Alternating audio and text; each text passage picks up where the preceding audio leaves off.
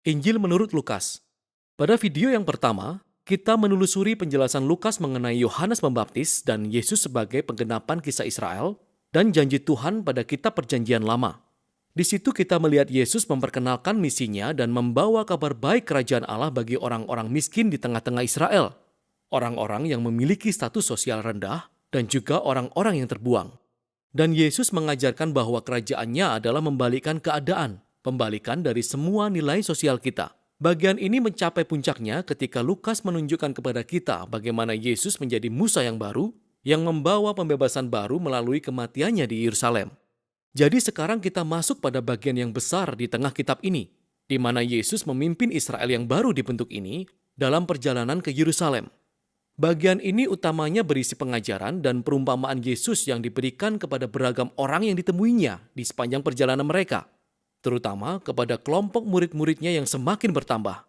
Dengan cara inilah Lukas menggambarkan bahwa mengikut Yesus adalah sebuah perjalanan, di mana kita belajar seiring kita menjalani kehidupan ini.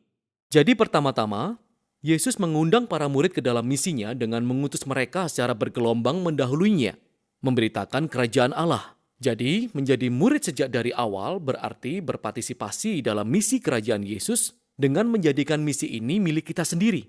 Ketika murid-murid Yesus kembali, Yesus lalu mulai mengajarkan beragam pengajaran mengenai doa, mengenai mempercayai pemeliharaan Tuhan. Pada pasal-pasal di kitab Lukas inilah, Yesus lebih banyak berbicara tentang uang, harta kepunyaan, dan kemurahan hati dibandingkan tempat lainnya tentang pengajaran ini. Jika mengikut Yesus seperti dalam sebuah perjalanan, maka hendaknya kita menghasilkan mentalitas sederhana ini, menciptakan kebebasan dari harta yang membawa kita kepada kemurahan hati yang radikal. Tema kunci lainnya dari pasal-pasal ini adalah kelanjutan misi Yesus untuk orang-orang miskin. Jadi seiring perjalanannya, dia terus membentuk Israel barunya dan bertemu dengan mereka yang sakit atau yang buta. Dia bertemu dengan orang-orang Samaria yang merupakan musuh bebuyutan orang Yahudi. Dan juga Sakeus yang terkenal itu, yaitu seorang Yahudi tapi merupakan kepala pemungut cukai Romawi. Semua orang yang terbuang dari masyarakat ini bertemu Yesus, dan mereka diubahkan melalui perjumpaan dengan Yesus. Dengan demikian, mereka bergabung dalam komunitas kerajaannya, yang Yesus gambarkan sebagai pesta perjamuan besar. Dia hadir untuk mencari dan menyelamatkan yang terhilang. Oleh sebab itu, dia bersukacita ketika orang-orang menemukan belas kasihan Tuhan. Akan tetapi tidak semua orang yang berada di dalam pesta bergembira. Lukas menyertakan beberapa kisah Yesus dalam perjamuan makan dengan para pemimpin Israel. Dan ini menjadi perdebatan yang panas di mana Yesus menentang kesombongan dan kemunafikan mereka. Dan pesta-pesta perjamuan yang bertolak belakang ini tergambar pada perumpamaan Yesus yang paling berkesan, yaitu tentang anak yang hilang. Jadi ada seorang bapak yang mempunyai 2 anak laki-laki, yang satunya dengan bodoh pergi dari rumah dan memboroskan warisannya. Namun akhirnya dia kembali, bertobat, dan bapaknya mengampuni dia dan mengadakan pesta yang besar untuk merayakan.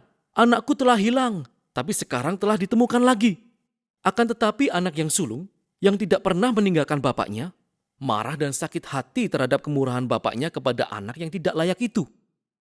Pada perumpamaan ini, Yesus sedang menjelaskan keseluruhan misi kerajaannya kepada para pemimpin ini.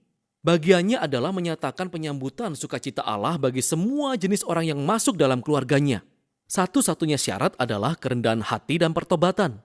Hal inilah yang menyoroti tragedi para pemimpin Israel yang menolak Yesus dan komunitas kerajaan terbaliknya. Dan pertentangan terhadap Yesus pun semakin meluap, dan dia akhirnya tiba di Yerusalem untuk perayaan Paskah. Ketika mendekati kota itu, dia menangis pilu. Para muridnya mengeluh-elukan dia sebagai Raja Mesianis. Namun para pemimpin Israel justru mencela dia. Dan dia tahu bahwa penolakan mereka terhadap kerajaan damai darinya akan membawa Israel kepada jalan perlawanan dan pemberontakan terhadap kekaisaran Romawi. Hal itu akan membawa keruntuhan kota. Kehancuran Yerusalemlah yang diperankan Yesus secara simbolis. Ketika dia masuk dengan marah ke dalam bait Allah dan mengusir para pedagang binatang. Dia menghentikan sistem persembahan korban bakaran dan berkata, "Tempat ini adalah rumah doa. Dan telah kalian jadikan sarang penyamun, dan akan dihancurkan." Tindakan ini tentu saja menimbulkan perdebatan panjang antara Yesus dan para pemimpin Israel. Semua mengarah pada nubuat Yesus bahwa akan tiba harinya di mana pasukan tentara Romawi akan mengepung kota ini. Mereka akan menghancurkannya beserta bait Allah. Semuanya dalam satu generasi. Setelah itu Yesus mengasingkan dirinya bersama para murid untuk merayakan perjamuan Paskah. Hal ini merupakan perjamuan simbolis tahunan memperingati pembebasan bangsa Israel dari perbudakan melalui kematian anak domba. Maka Yesus mengubah sajian roti dan anggur menjadi simbol-simbol baru tentang pembebasan yang baru ini. Tubuhnya yang hancur, darahnya yang tercurah, akan membawa pembebasan bagi Israel baru, kepunyaan Yesus. Setelah perjamuan makan, Yesus ditangkap dan diperiksa di hadapan pemimpin Yahudi, dan kemudian dibawa ke pengadilan karena menyebut dirinya raja. Dan Lukas menekankan ketidakbersalahan Yesus. Pilatus, gubernur Romawi, telah 3 kali menyatakan bahwa Yesus tidak bersalah, sebelum akhirnya dia menyerah. Bahkan Herodes, penguasa atas Galilea, tidak menemukan apapun untuk mendakwa Yesus. Namun para pemimpin Israel akhirnya memaksa Pilatus untuk menyalibkan dia. Dan itulah yang terjadi padanya. Namun meski berada dalam siksaan yang mematikan tersebut, Yesus mewujudkan kasih dan rahmat Allah yang selalu diajarkan. Dia menawarkan pengampunan Allah bagi para tentara ketika mereka menyalibkan dia. Dan kemudian ketika salah satu penjahat yang disalibkan di sampingnya menyadari siapa dia sebenarnya, penjahat itu berkata, "Ingatlah aku apabila engkau datang dalam kerajaanmu." Dan perkataan terakhir Yesus adalah sebuah tawaran pengharapan kepada penjahat yang terhina itu. "Hari ini juga engkau akan ada bersamaku di Firdaus." Dan dengan tindakan yang penuh kemurahan dan kebaikan inilah Yesus mati. Tubuhnya diletakkan dalam sebuah kuburan dan pada hari pertama di minggu itu, beberapa murid Yesus datang menjenguk namun mendapati kuburan itu telah kosong. Dan di sana ada 2 sosok malaikat memberitahu mereka bahwa Yesus hidup, bahwa dia telah bangkit dari kematian. Kemudian mereka meninggalkan tempat itu dengan heran luar biasa. Dan tepat disinilah Lukas menceritakan salah satu cerita terbaiknya. 2 dari murid Yesus meninggalkan Yerusalem menuju Emmaus. Dan mereka sangat sedih dengan kematian Yesus. Kemudian tiba-tiba, Yesus ada di sana, berjalan bersama-sama dengan mereka, namun mereka tidak mengenalinya. Dia bertanya mengapa mereka sangat sedih, dan mereka pun menceritakan semua harapan mereka mengenai Yesus, pribadi yang akan membebaskan Israel, tapi sekarang dia sudah mati. Semuanya sia-sia. Tapi selanjutnya, ketika Yesus sedang makan dengan kedua orang ini, dia memecahkan roti untuk mereka seperti yang dilakukannya pada perjamuan Paskah. Dan pada saat itulah mereka mengenalinya. Dan Yesus pun menghilang. Lukas menceritakan kisah ini untuk menyampaikan pesan yang kuat tentang mengikut Yesus. Ketika murid-murid Yesus memaksakan agenda dan cara pandang mereka terhadap kenyataan hidup ini kepada Yesus, dia tetap tidak terlihat dan tidak mereka kenal. Hanya pada saat kita menundukkan diri kita kepada kerajaan pembalikan Yesus yang dilambangkan pada tubuhnya yang hancur di salib dan dipersembahkan dalam kasih yang memberikan dirinya, hanya dengan cara itulah kita melihat dan mengenal Yesus yang sesungguhnya.